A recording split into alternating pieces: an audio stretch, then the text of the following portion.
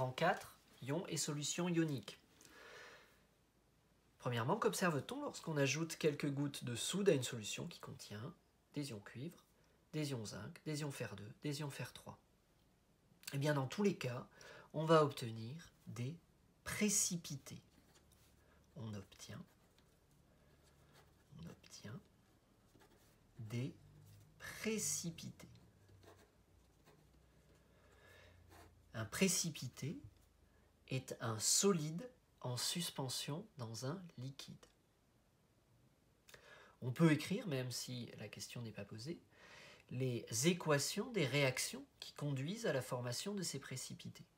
Par exemple, dans le cas des ions cuivre 2, eh bien, les ions cuivre 2 vont réagir avec les ions hydroxyde présents dans la solution d'hydroxyde de sodium, la soude, pour former un précipité de formule CuOH 2 fois. Ici, pour ajuster les nombres stoichiométriques, équilibrer l'équation, eh bien, il faudra penser à mettre un 2 devant OH- pour que les éléments se conservent bien. De la même façon, avec les ions zinc, eh bien, on obtiendrait Zn2+, plus 2OH- donne ZnOH 2 fois. Précipité d'hydroxyde de zinc.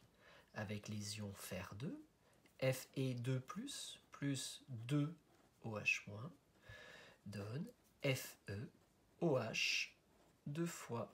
Précipité d'hydroxyde de fer 2. Et enfin, avec les ions fer 3, Fe3+, plus 3OH-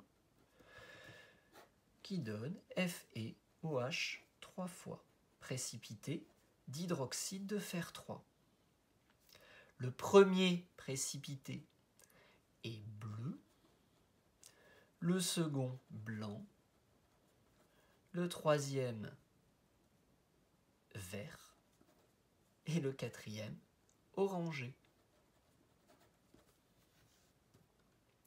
Deuxièmement, comment mettre en évidence la présence d'ions chlorure dans une solution? Les ions chlorure ont pour formule Cl-, ce sont des anions. On utilise, pour tester leur présence dans une solution, un réactif qui se nomme nitrate d'argent, donc une solution de nitrate d'argent. On utilise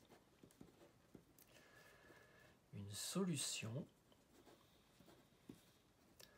de nitrate d'argent. Nitrate d'argent. Le nitrate d'argent a pour formule Ag+, plus NO3-. Le tout, bien entendu, entre parenthèses. Le nitrate d'argent contient donc des ions argent et des ions nitrate. Lorsqu'on met en présence du nitrate d'argent et une solution qui contient des ions chlorure, une réaction chimique a lieu, réaction de précipitation. Les ions argent Ag+, réagissent avec les ions chlorure Cl- pour donner du chlorure d'argent de formule AgCl. C'est un précipité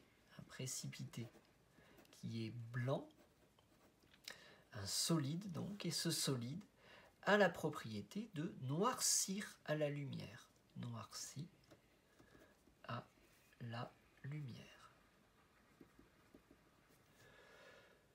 Troisièmement, on nous demande de donner la formule de certaines solutions ioniques. La solution de sulfate de zinc, par exemple, va contenir des ions zinc, Zn2+, et des ions sulfate, SO4 2-. Sa formule sera simplement Zn2+, plus SO4 2-, le tout entre parenthèses. On vérifie qu'il y a bien autant de charges positives du côté des cations que de charges négatives du côté des anions. Je rappelle que pour écrire correctement la formule d'une solution, on commence par écrire la formule du cation contenu dans cette solution. De la même façon, du coup, pour la solution de chlorure de cuivre, alors Cu2+, Cl- pour les ions chlorure, attention ici, on va prendre 2 charges négatives pour 2 charges positives. Dit autrement, Eh bien, dans cette solution, il y a 2 fois plus d'ions chlorure que d'ions cuivre 2 pour assurer la neutralité électrique de la solution. La solution de nitrate d'argent, sa formule a été écrite précédemment, Ag++ plus NO3-. La solution de chlorure de fer 3, a pour formule Fe3+, plus 3Cl-. Et enfin, la solution d'hydroxyde de sodium a pour formule Na+, plus OH-.